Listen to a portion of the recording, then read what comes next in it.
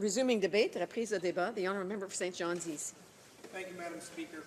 I'm pleased to stand here today on behalf of the people of St. John's East in support of Budget 2018. Budget 2018 proposed real and tangible benefits for my riding of St. John's East and reflects many issues raised by my constituents in the consultations I've had with them over the past year. In my short remarks, I will focus on three aspects of the budget: specific supports to St. John's East and Newfoundland and Labrador, economic growth that benefits all Canadians, support for the opportunities in trade, pharmacare, and innovation that will grow the future Canadian economy. Budget 2018 proposes many important investments for Newfoundland and Labrador, including $250 million to renew the network of small craft harbours and work with municipalities where investments and divestitures can enhance local communities and support a safe and prosperous fishery. I visited 8 small craft harbours in and around my riding over the break weeks, Madam Speaker, and it was lovely to see what great work the small craft harbours do and what their priorities for improving the safety and the industriousness of those harbours and what they would be. $80 million in 2018-19 and $150 million in 2019-2020 to the provinces for training and support for seasonal workers who have exhausted their EI benefits. The new Canada Workers Benefit, which is expected to provide almost $40 million to support 5,000 additional low-income workers in my province. $48 million in new funding for ACOA, of which $8 million is dedicated to women entrepreneurs. In 2018-2019 alone, Newfoundland and Labrador will receive $750 million through Canada Health and Canada Social Transfers.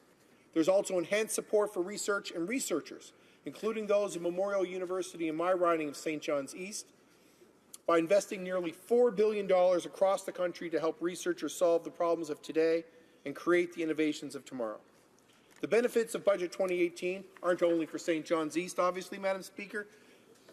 They are intended to be enjoyed by all the country, and it is clear that the fastest and the best way to grow our economy is by identifying and correcting the systemic biases holding good people back. Budget 2018 identifies and addresses unfairness against women and Indigenous people, Madam Speaker. Leveling the playing field with those groups will drive economic growth. Women in Canada are among the world's most educated, and it is time that we acknowledge that by ensuring greater participation of women in the workforce. It's not only the right thing to do, but it's the smart thing to do for our economy. That is why this budget puts gender at the heart of its decisions.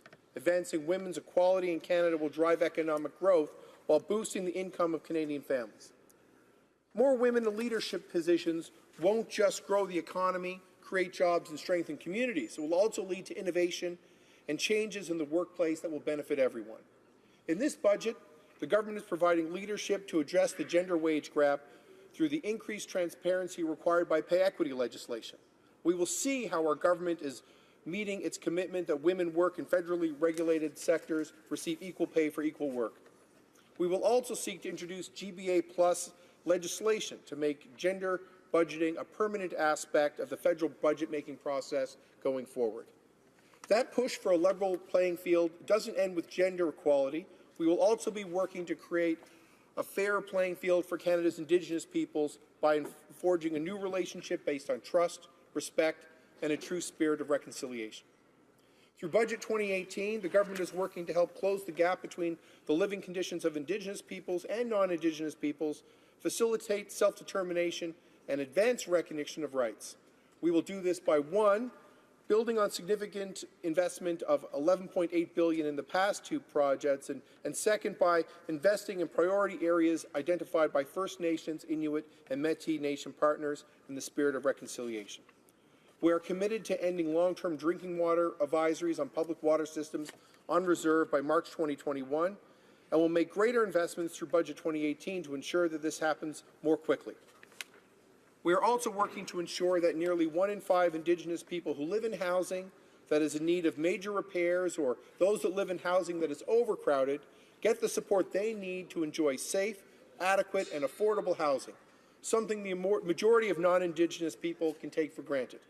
These investments will ensure that Indigenous peoples can benefit for similar education conditions for growth as their non-Indigenous counterparts.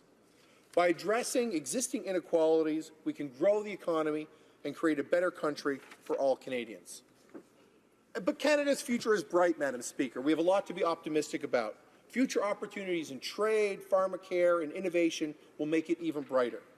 This government knows that Canada's economic success also depends on strong trade relationships in an increasingly globalized world.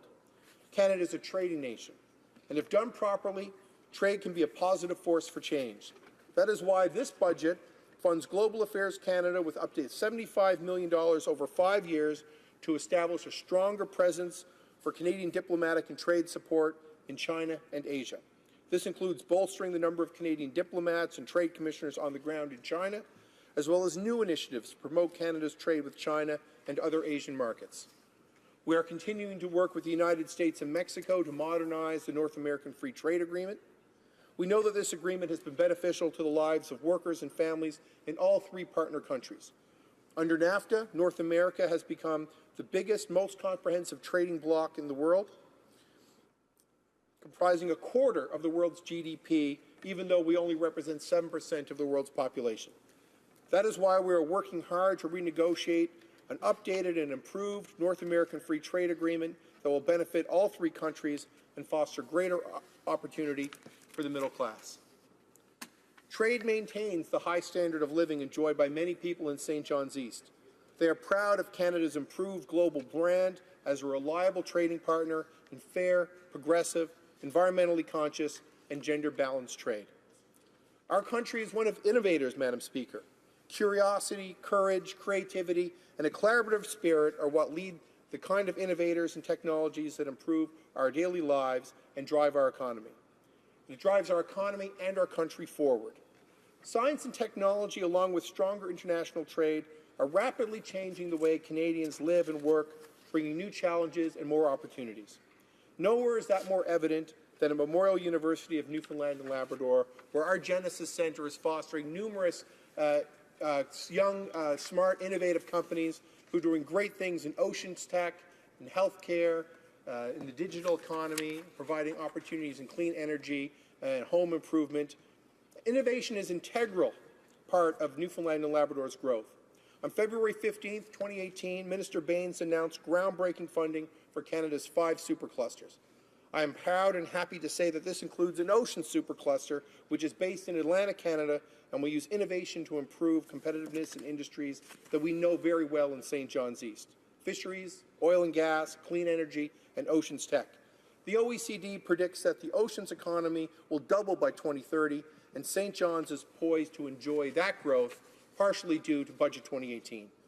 Many of my constituents in St. John's East are calling for a national approach to ensuring that no Canadian needs to choose between food and heat or the medicine that they need. That is why I'm excited about the creation of the new Advisory Council on the implementation of National Pharmacare that was announced as part of this budget. The Council will begin a national dialogue that will include working closely with experts from all relevant fields, as well as with national, provincial, and territorial and Indigenous leaders. They will report to the Minister of Health and the Minister of Finance, and will conduct an economic and social assessment of domestic and international models. As we move forward with some version of national support for access to pharmaceuticals, I think everyone will agree that that will improve the lives of the majority of Canadians.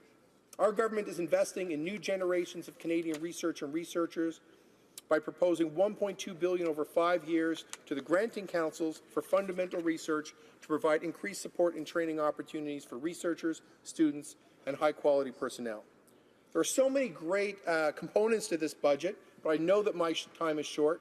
Once again, I'm proud to say that I stand on behalf of my fellow citizens of St. John's East in support of this budget.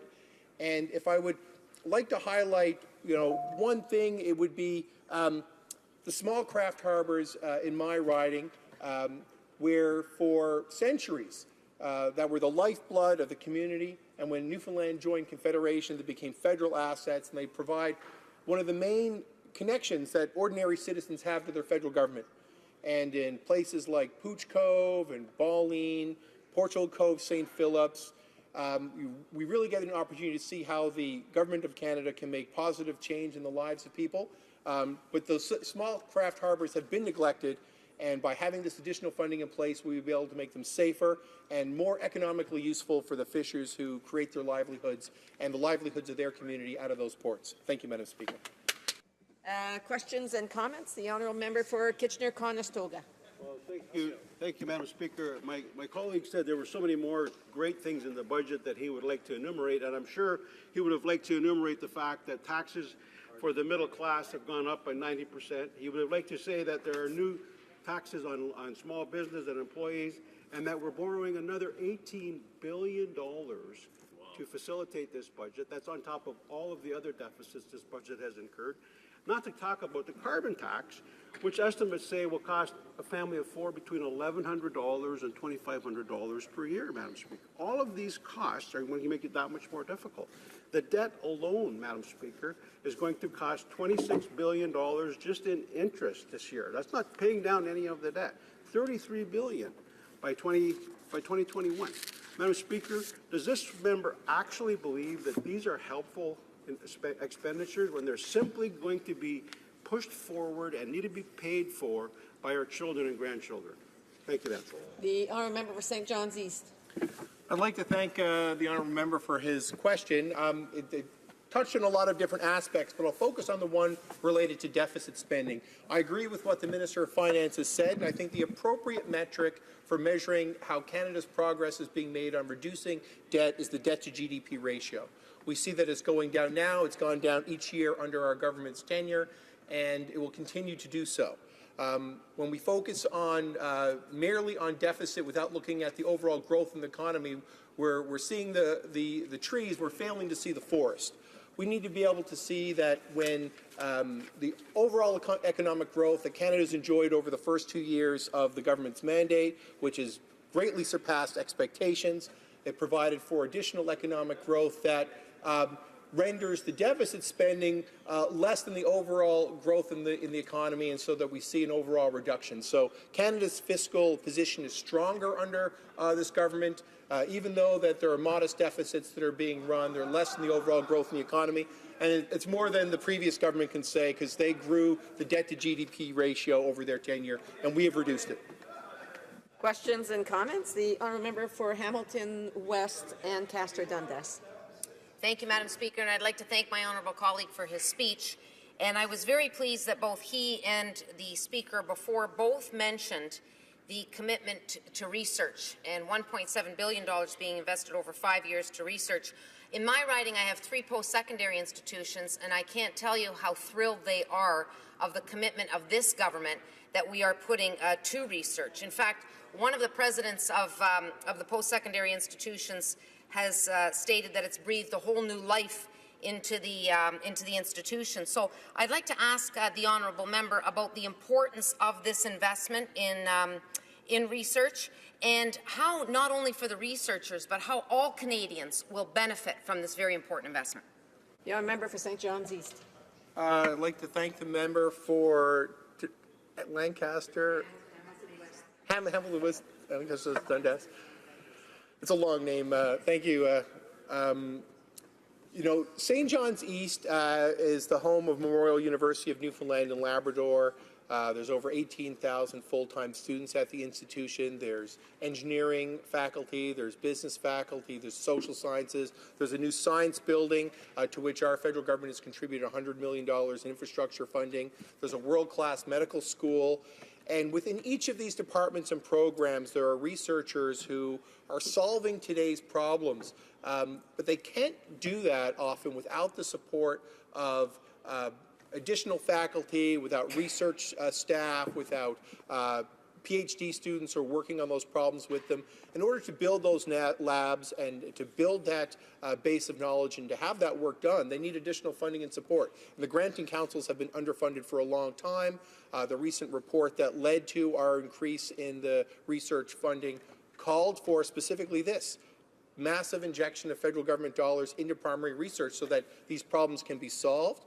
And then ultimately, and we see it within the incubators at our national universities, that companies develop out of this primary research, and those companies go on to sell those products not only in Canada but in global markets. And the people that work in those companies have high-quality, interesting jobs that keep them in their local communities, keep them at the universities, and drive that cycle of growth that we need in the 21st century. Thank you, Madam Speaker.